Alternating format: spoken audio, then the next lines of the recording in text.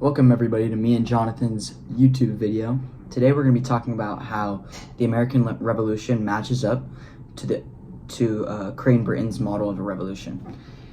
Now, I know many people would be asking, what is Crane Britain's model of a revolution? And it breaks down to four main categories. The first being the symptoms, which is defined as the causes that lead to widespread discontent. The rising fever, which is the escalation of events and crises that leads to tensions. The crisis, a climactic overthrow of the government. And finally, the recovery, which is the establishment of a new order and stabilization. Many people compare this to like a flu or a fever. So basically what we're going to be exploring today is the main question being, does the American Revolution follow Britain's model of a revolution? We're going to start off by going over what the actual symptoms of the American Revolution were. First being taxation without representation. British acts such as the Stamp Act of 1765 and the Townshend Act of 1767 were two big taxations without representation. The acts aimed to raise the revenue for Britain and tighten control over the colonies, which caused major unrest. Moving on to the economic strain from the British policies following the 7 Years' War, which included the proclamation of 1763 limiting westward expansion. And finally, Enlightenment ideas inspired demands for liberty, equality, and self-governance.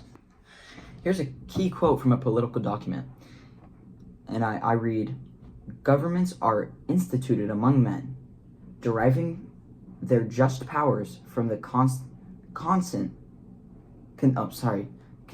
of the governed." This is from the Declaration of Independence, 1776.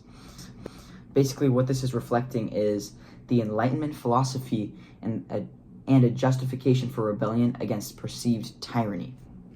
What we're looking at here is Benjamin Franklin's political cartoon named Join or Die. And this is a primary source from the colonial protests such as the Boston Tea Party of 1773. Moving on to our second of the four classifications of a revolution according to Crane Britain's model of a revolution, which is the rising fever. The rising fever of the American Revolution, this included revolutionary organizations being formed. This included major escalation and colonies being unified. The major revolutionary organizations that were formed was the Sons of Liberty and also was the Committee of Correspondence. The Sons of Liberty was a secret group of colonists who protested British taxes and policies. They used boycotts and demonstrations to do this. They organized events like the Boston Tea Party and were led by major figure Samuel Adams.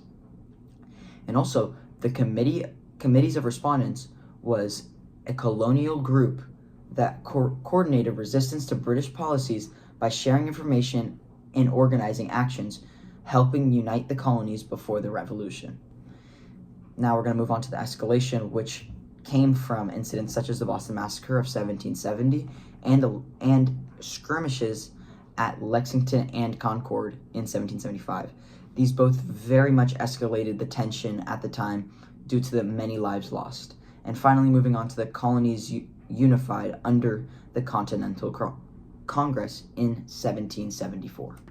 There are a couple notable leaders during the rising fever, which included George Washington, who did indeed lead the Continental Army and obviously became the first President of the United States, and Samuel Adams, a central figure in organizing protests and promoting revolution. None of it would have been possible without those two.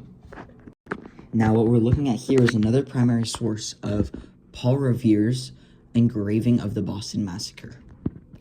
Another primary source we have right here is the excerpts from Thomas Paine's revolutionary pamphlet called Common Sense.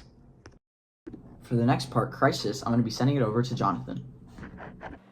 So, the Declaration of Independence really formalized the colony's break with Britain.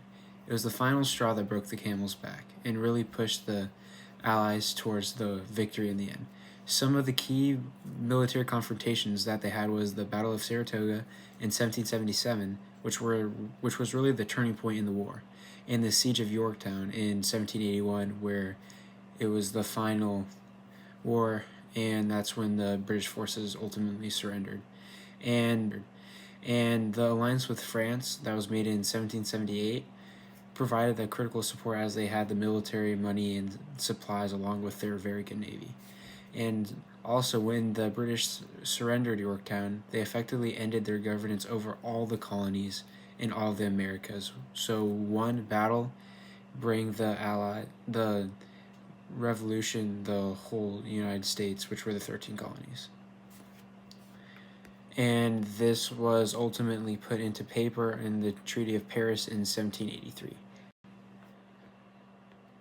So the recovery from the war was a bit slow, but it first started with the Articles of Confederation in 1777, and it was finally ratified in 1781, and it served as the first government framework.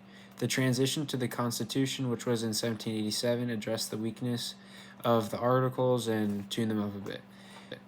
Some new government things were a federal system for checks and balances, so it was a republic and not a dictatorship, and they could really limit the power of the president. And it also reflected on some of the Enlightenment ideals for being a representative government, so nothing like the British could happen to them again. Now let's look at a quote that I really love. This is from the U.S. Constitution, and it says, "We the people of the United States, in order to form a more perfect union, we must establish justice, ensure domestic tranquility, and provide the common defense, promote the general welfare, and secure the blessing of liberty in ourselves and our prosperity, to ordain and establish the Constitution for the United States of America." All right, thanks, Jonathan. I'm going to be finishing up here with our conclusion and reflection. The overall question was, does the American Revolution fit Britain's model? And we're going to be seeing that right now, such as symptoms, rising fever, and crisis closely align with Britain's model. So that shows that it would be the same as Britain's model. However, in the uniqueness part, the recovery stage was a lot more stable compared to other revolutions, such as the French or Russian Revolution.